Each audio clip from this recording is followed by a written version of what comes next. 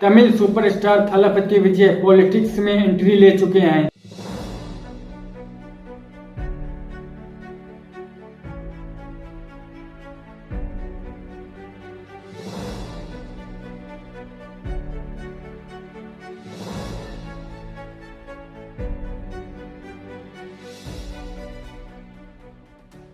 इन दिनों विजय अपनी political party Tamil Nadu व्यतिरिक्त कजागम को लेकर चर्चा में है। स्पेकुलेशन ये भी है कि विजय सन 2026 में असेंबली इलेक्शन भी लड़ेंगे। वैसे विजय से पहले साउथ और हिंदी फिल्म इंडस्ट्री के कई सितारों ने पॉलिटिक्स में अपनी किस्मत आजमाई। ये ट्रेंड साउथ सुपरस्टार एमजीआर ने शुरू किया था। उसके बाद एनटीआर, जयललिता, विजयकांत, अमिताभ बच्चन, राजेश खन्ना, सुनील दत्त जैसे कई सितारे पॉलिटिक्स में आए। इनमें से कुछ सक्सेसफुल हुए तो कुछ अनसक्सेसफुल साबित हुए। एमजीआर यानी एमजीआर रामचंद्रन पहले ऐसे स्टार थे जिन्होंने पॉलिटिक्स में सितारों के आने का ट्रेंड शुरू किया। वे तमिल फिल्मों के सुपरस्टार रहे और तमिलनाडु के चीफ मिनिस्टर भी। एमजीआर जब हीरो थे उनकी फिल्में रिकॉर्ड तोड़ कमाई करती थी। पॉलिटिक्स में आए तो सीएम बने। एमजीआर की जबरदस्त फैन फॉलोइंग के चलते हर पॉलिटिकल पार्टी उन्हें अपनी पार्टी में शामिल करना चाहती थी। फिल्म राइटर से पॉलिटिकल बने सीएन अन्नादुराई ने एमजीआर को अपनी पॉलिटिकल पार्टी डीएमके में शामिल होने के लिए मना लिया था। 1962 में एमजीआर पहली बार विधायक बने। एमजीआर की पार्टी 1977 में 234 में से 130 सीटें हासिल की और एमजीआर तमिलनाडु के सीएम बने।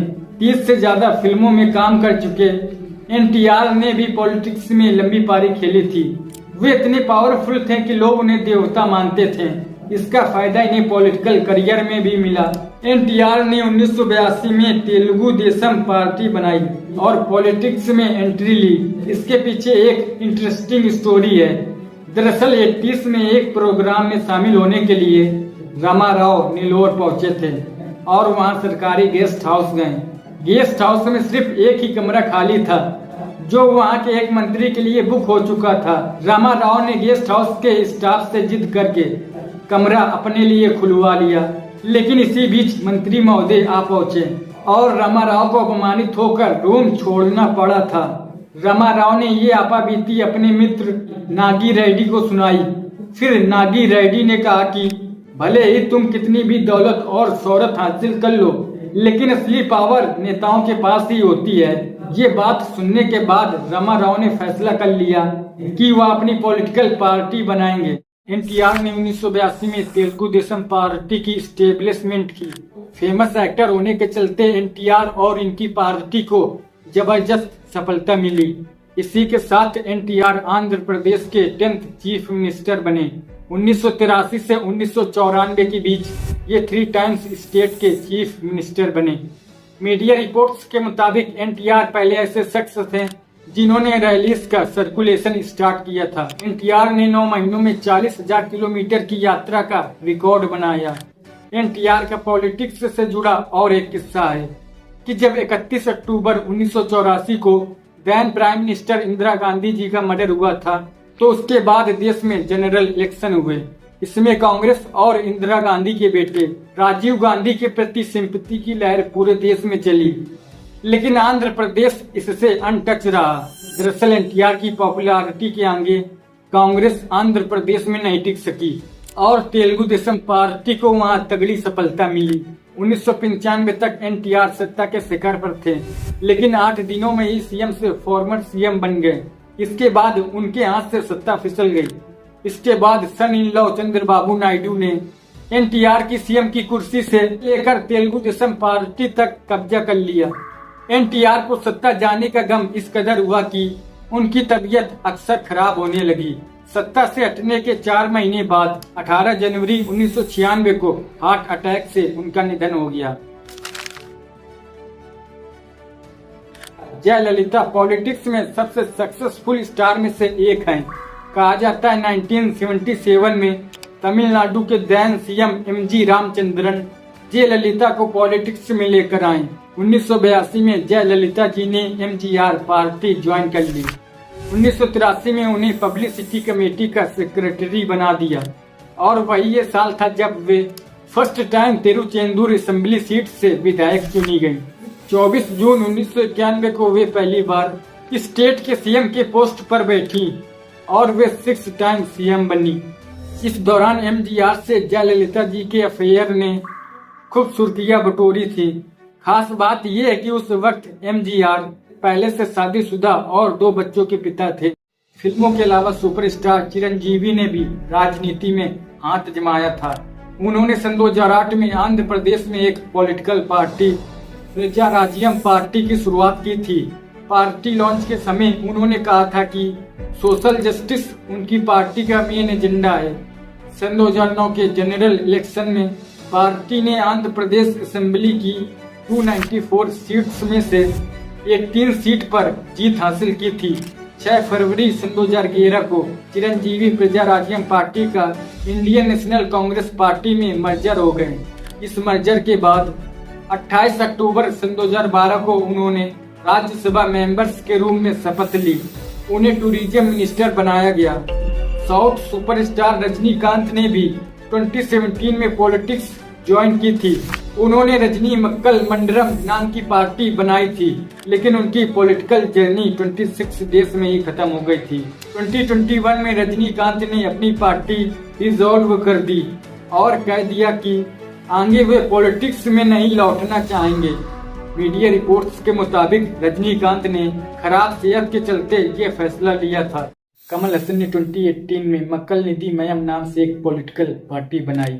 कमल हसन के अलावा साउथ सुपरस्टार पवन कल्याण, सुरेश गोपी भी अपनी पॉलिटिक्स में किस्मत आजमा चुके हैं, लेकिन किस्मत पवन कल्याण का साथ दे गई। 21 में से 21 दोनों लोकसभा सीट 2024 में पवन कल्याण का 100% जीत का रिकॉर्ड रहा है। साउथ के अलावा कई बॉलीवुड सितारों ने भी पॉलिटिक्स में कदम रखा था, लेकिन टिक नहीं पाए, जल्द ही पॉलिटिक्स से दूर हो गए। इसमें बॉलीवुड के महानायक अमिताभ बच्चन पहले नंबर पर हैं। उन्होंने 1984 के जनरल इलेक्शन में राजीव गांधी के कहने पर इलाहाबाद से इलेक्शन लड़ा था और इलेक्शन जीत भी गए थे। अमिताभ के लिए इलाहाबाद से चुनाव जीतना चैलेंजिंग भरा था, क्योंकि उनके अपोनेंट एच.एन. बहुगुणा उत्तर प्रदेश के सीएम भी रह चुके थे। फिल्मों का काम और पॉलिटिक्स अमिताभ साथ साथ कर रहे थे। इसी दौर में अमिताभ बच्चन की कई मूवीज भी रिलीज हुई। इसमें फिल्म मर्द ने अच्छा बिजनेस किया। फिल्मों में बिजी रहने के रीजन से अमिताभ पॉलिटिक्स से दूर होते जा रहे थे, जिसका फायदा उनके पॉलिटिकल अपोनेंट ने जमकर उठाया। Bofors fair facts and submarine scam में अमिताभ का नाम घसीटा जाने लगा। ये प्रेशर अमिताभ बच्चन नहीं झेल पाए और उन्होंने 1987 में पॉलिटिक्स से रिटायरमेंट ले लिया। अमिताभ बच्चन ने भले ही पॉलिटिक्स से दूरी बना ली, लेकिन उनकी पत्नी जया बच्चन ये 2004 से लगातार राज्यसभा एमपी बनी हुई हैं और समाजवादी पार्टी की लीडर हैं। बॉलीवुड के कई सुपरस्टार जैसे राजेश खन्ना, शत्रुघ्न सिन्हा, गोविंदा, धर्मेंद्र, रेखा, हेमा मालिनी, इनमें से कोई सक्सेसफुल हुआ तो कोई अनसक्सेसफुल। अब आते हैं कंगना रनावत पर। मुंबई में कंगना रनावत के वर्क प्लेस पर बुलडोजर चलाया जाना हो या फिर शिवसेना के against sharp statement, Kangana Ranaut का नाम कभी न झुकने वालों में गिना जाता है। बीजेपी का कंगना रनावत पर ओपन सपोर्ट रहा। हिंदू आइडियोलॉजी के प्रति ओपनली सपोर्ट करने वाली Kangana Ranaut cinema, world and politics के इश्यूज पर बेबाक बोलकर लोगों का सपोर्ट जीत रही थी और मार्च 2024 में कंगना रनावत को बीजेपी पार्टी की ओर से हिमाचल प्रदेश मंडी की टिकट मिली थी। इलेक्शन रैलीज में अपने स्टेटमेंट के चलते कंगना रनावत चर्चा में रही और हिमाचल प्रदेश मंडी से सांसद चुनी गई।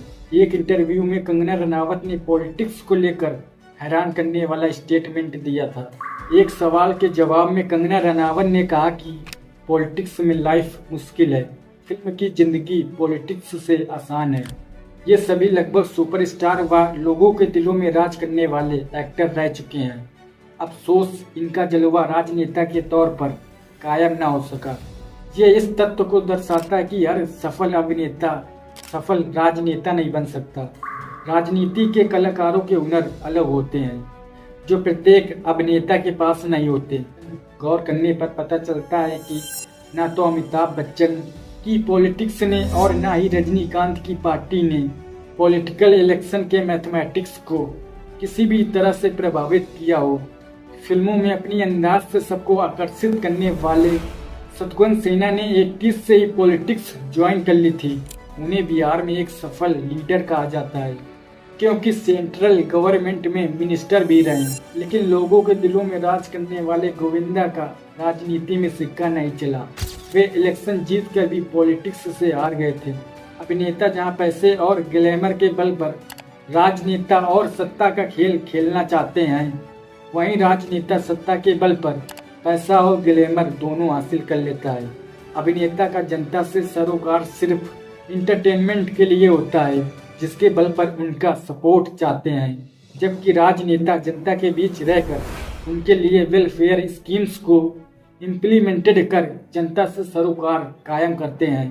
शायद ऐसे ही फर्क पॉलिटिशियन को एक्टर से ज्यादा सफल बनाते हैं।